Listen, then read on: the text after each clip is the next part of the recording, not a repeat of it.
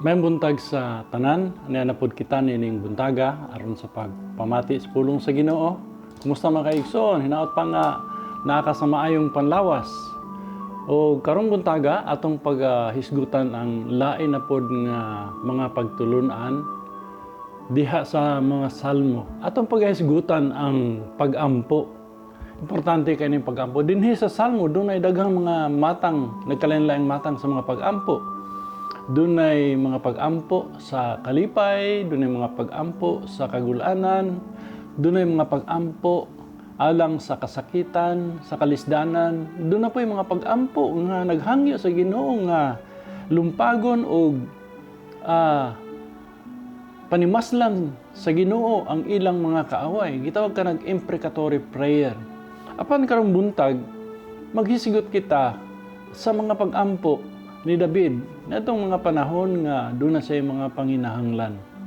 Doon na ka ba yung mga panginahanglan karon igsoon?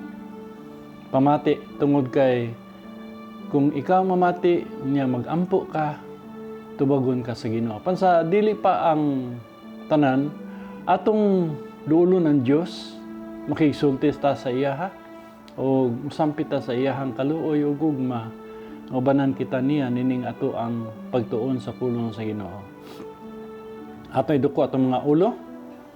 Among langit nun ug may gugmaon namong amahan ania kami karon buntag nagaduol kanimo ug nagasampit sa imong kaluoy sa imong balaanon nga pangalan.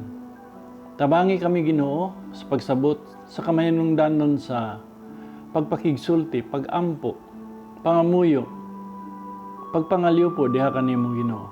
Akong giampo Lord nga ang imong balang espiritu mo hatag ka na mo kadasig, mo hatag ka na mo Ginoo og kanang inspirasyon labi na sa usa sa mga pinakaimportanteng butang sa among kinabuhing Kristohanon nga mao ang pagampo. Kining tanan among gipangayo sa pangalan ni Jesus. Amen. Matud pa sa usa ka panultihon ingon siya, a day without prayer is a day without blessing. And a life without prayer is a life without power. Tinuod ka na igsoon, kung ang atong kinabuhi walay pagampo, wala kitay panalangin, kung may panalangin pero temporaryo lamang, kung wala kitay pagampo, walay gahom kita sa pakigbisog, pagsukol sa ato ang mga problema sa kinabuhi. Kitang tanan, doon na tayong mga kasakit, doon na tayong mga giatubang, labi na karong mga panahon na. Gabi nakadawat ko og kanang mensahe sa ako ang messenger nga delikado na kayo kay mga tao karon desperado na. Dili na safe ang imuhang paggawas-gawas o bisan gani kung magpuyo ka diha sa balay dili safe. Muna importante gid igsoon nga bisan asan man ta moadto sa trabahoan, moadto bata sa gitawag nato og maggrocery ta, palitag medisina, o adun na ba tayo bisitahan, adun na tayo adtuan. Importante nga sa atong paggawas, atong ablihan ang atong pultahan diya sa pagampo. Sirada nato balik sa pagampo, nga walay manghilabot nato. Importante ang pagampo. Tingali igsoon, ikaw karon confused ka. Ingon pa, so sa kapanultihon pod, so sa ka quotation akong nabasa, prayer is the cure for a confused mind, a weary soul, and a broken heart. Ato nang tanaw nun niya. So, igsoon, atong pagatun-an kini mga pagampo. Unsa man ang gisulti sa Biblia, mahitungod sa pagampo.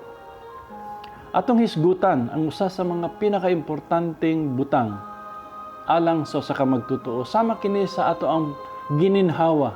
Ang pagampo mao ang atong kinabuhi. Unsa man ang pagampo para kanimo igsoon? Unsa man kini? Sa Biblia, gihulagoy ang pagampo ingon nga pagtawag sa pangalan sa Ginoo. Kano sa man kini nagsugod kining pagampo? Niadtong panahon nga bago pa lang gi-create sa Ginoo ang kalibutan ug Si Adan nanganak kang Abel o kang Cain, sa diyang namatay si Abel tungod sa pagpatay ni Cain. Nanganak na usab si Adam og iyang ginganlan kini og Seth. Og kini si Seth may anak nga lalaki ginganlan niyag Enos. Ingon pa sa Genesis chapter 4 verse 26. Si Seth may anak nga lalaki nga ginganlan niyag Enos. Ug nagsugod niya adtong panahona. Niadtong panahona nga gipanganak si Enos, ang mga tao sa pagsampit ug pagsimba sa ngalan ni Yahweh. Motong mga panahona nga nagsugod ang pagampo. Dinhi usab sa Salmo mabasa nato igsuon nga ang pagampo gihulagway sama sa pagtuaw. Sa Psalm verse chapter 3 verse 4, Psalm chapter 3 verse 4. Ingon dinhi nagpakitabang ako o Ginoo. Ug gikan sa bungtod nimong balaan gitubag nimo ako. Ang pagampo gihulagway sama sa pagpakitabang. Sa chapter 5 verse 2 gisulti usab dinhi nga dungga in taon ako o Ginoo verse 1 ug tagda ang akong mga pag-agulo. O akong hari o akong Dios pamatia ang akong pagtuaw ug pagampo.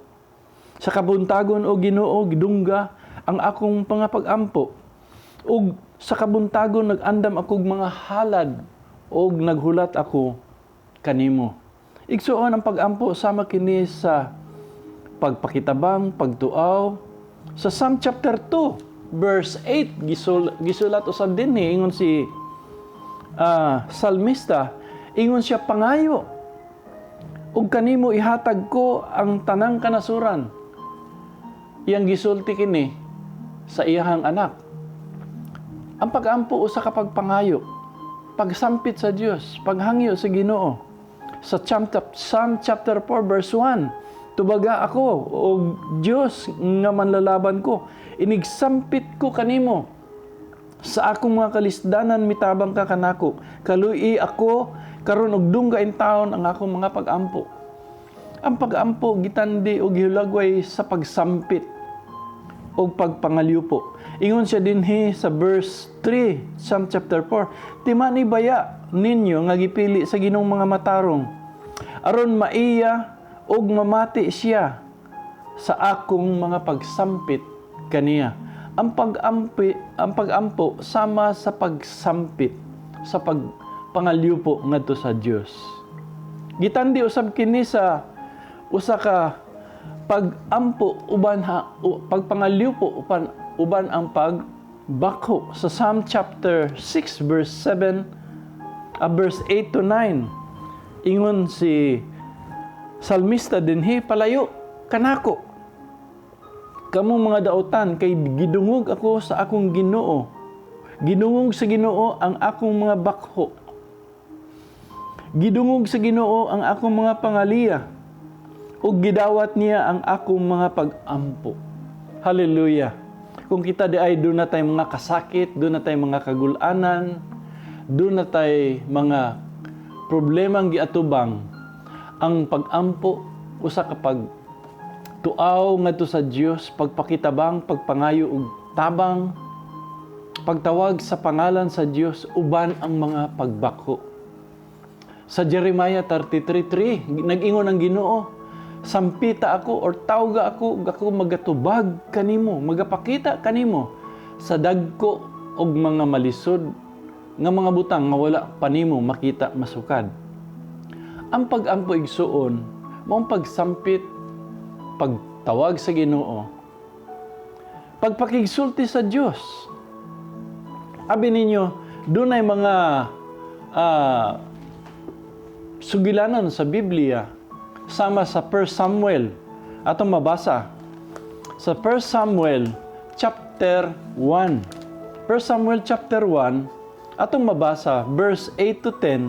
Adunay usa ka pamilya, kini si Elimelech, aduna siya asawa.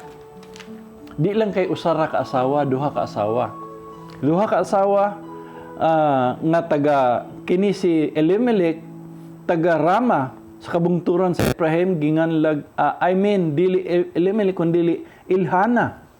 Dili di Elimelech nga pangalan kundi Ilkana. Ug duna siya duha ka asawa, si Hana ug si Penina. Kini si Hana na problema.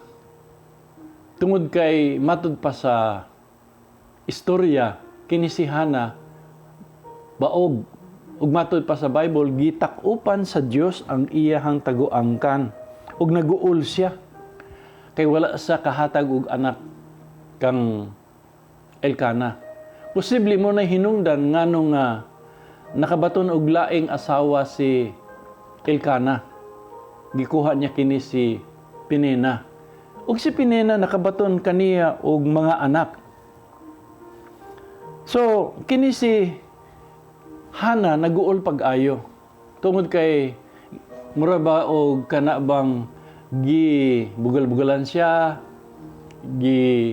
yamid-yamiran siya ni Penina kay wala siya'y anak. Ug tungod nining iyahang kaguol, nakita kini sa iyahang bana. Matud pa sa verse 9 hangtod sa verse 18. Akong basahon. Ug usa ka adlaw niya na human sa ilang pagpangaon didto sa templo sa Ginoo sa Silo. Mitindog si Hana. Si Eli ang pari naglingkod duol sa haligi sa ganghaan sa templo sa Ginoo.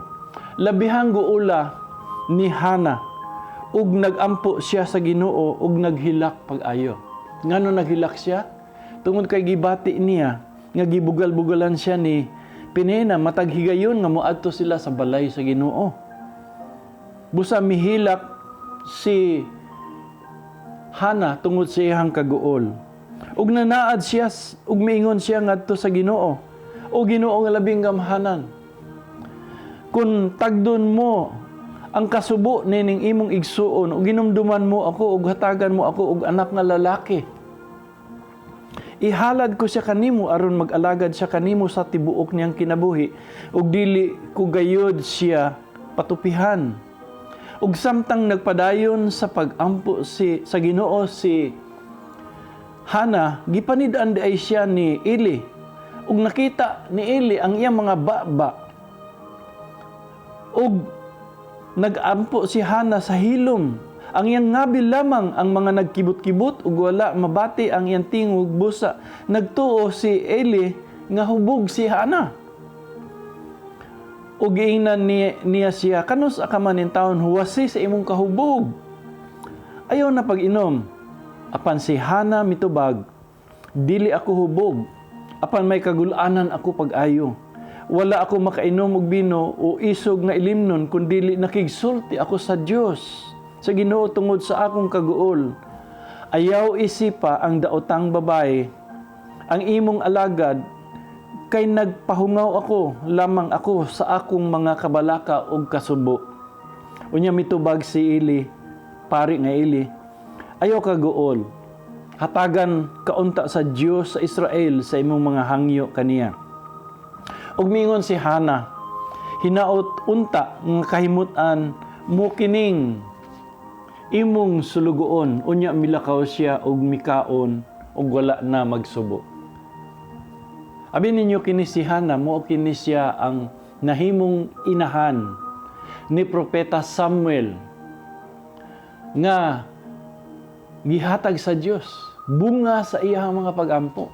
Kini si Propeta Samuel mo kini ang propeta nga pinakabantugan, pinakagamhanan, pinakamaayong propeta sa Israel.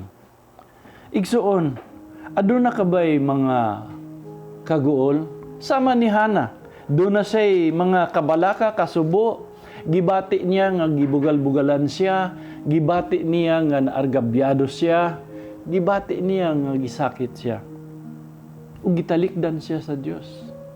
Kay matud pa sa Biblia, giingon dinhi nga gitakupan sa Ginoo ang iyang taguangkan, wa siyang makapanganak.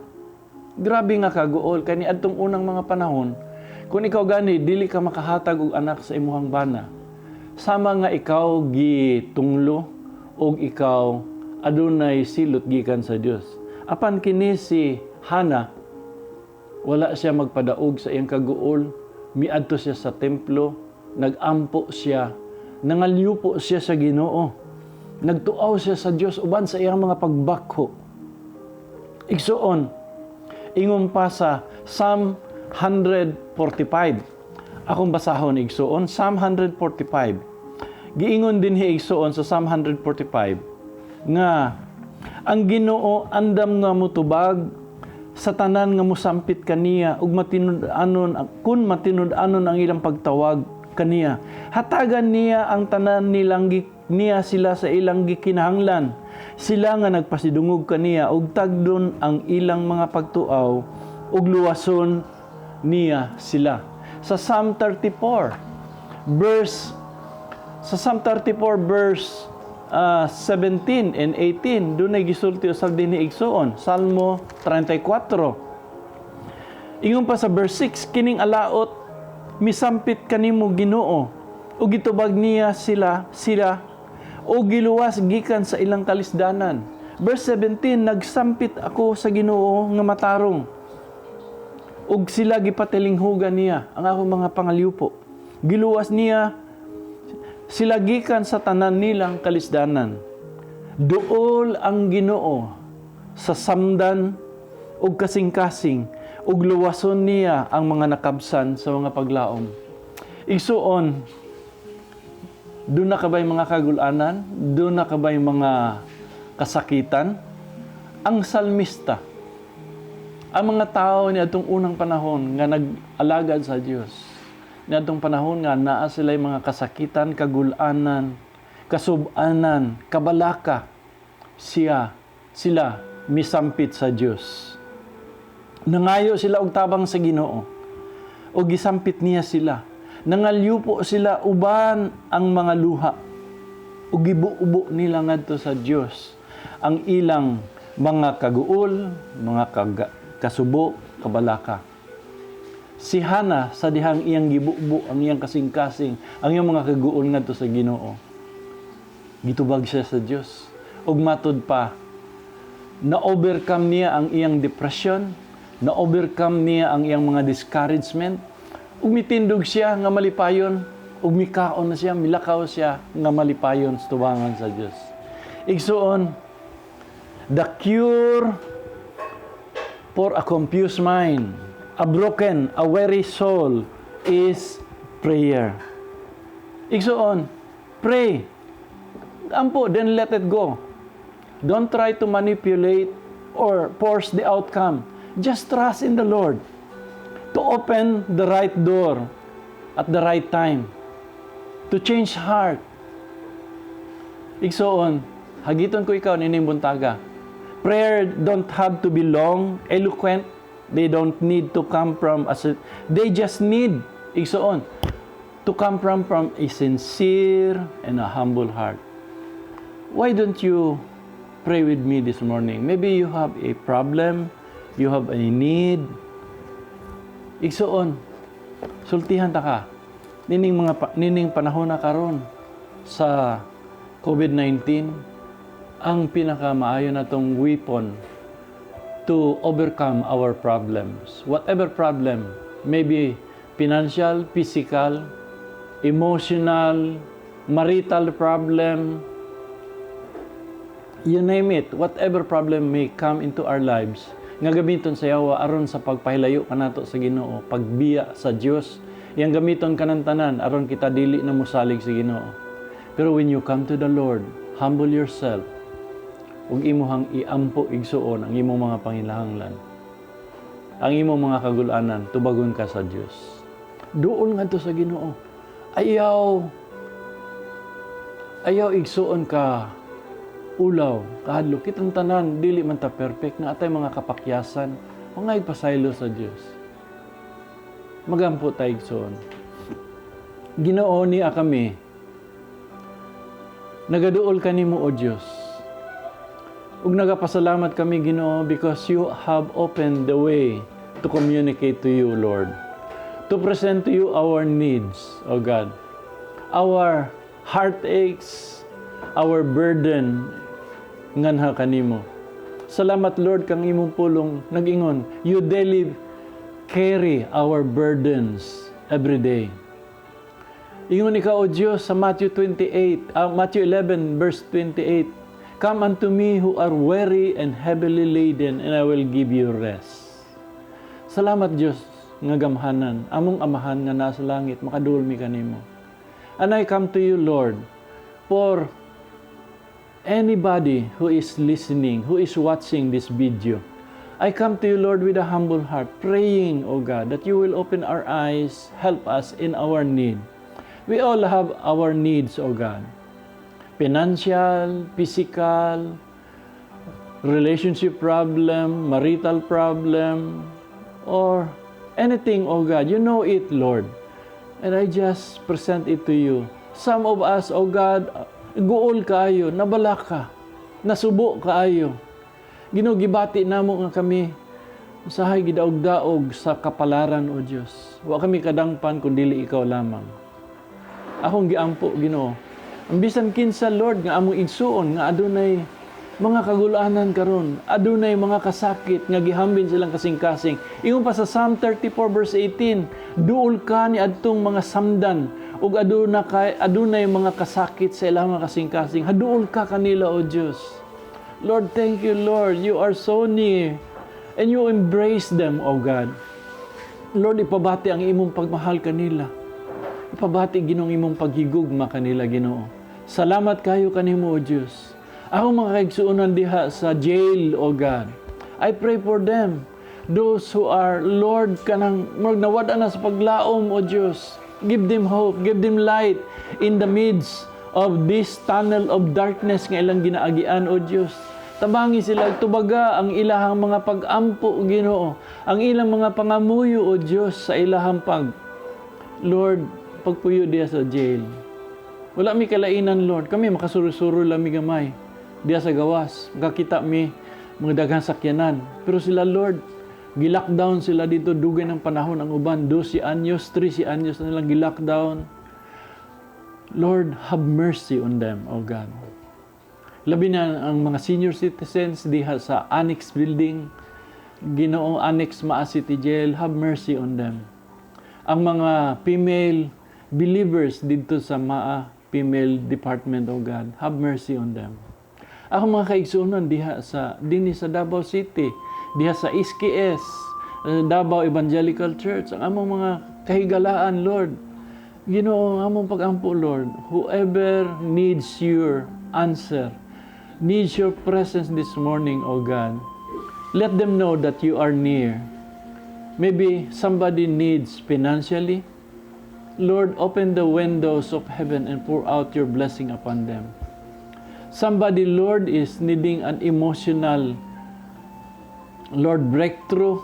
Tungod kay adunay mga kasakitan nga ilang giagian.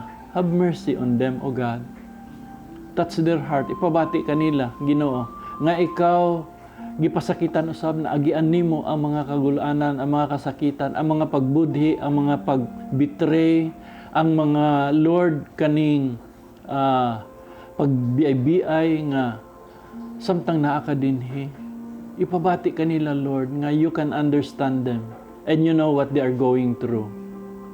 Ug salamat niya ng kamatuoran, O Diyos.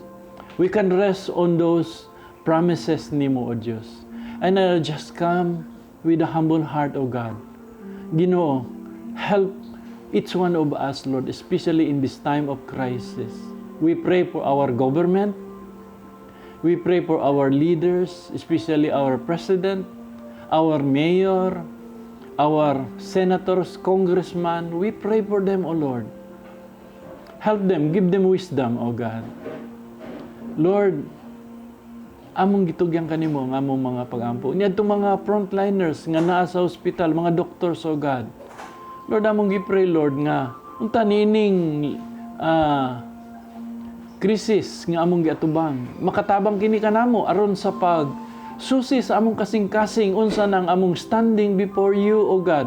Ang among status sa among pagsunod kanimo, Ginoo. Nga makita namo ang among spiritual need ug ang among panginahanglan kanimo, Ginoong Dios. May this time of crisis, O God, Help us to evaluate what is more important, O God. So, salamat kaayo kanimo, O Diyos.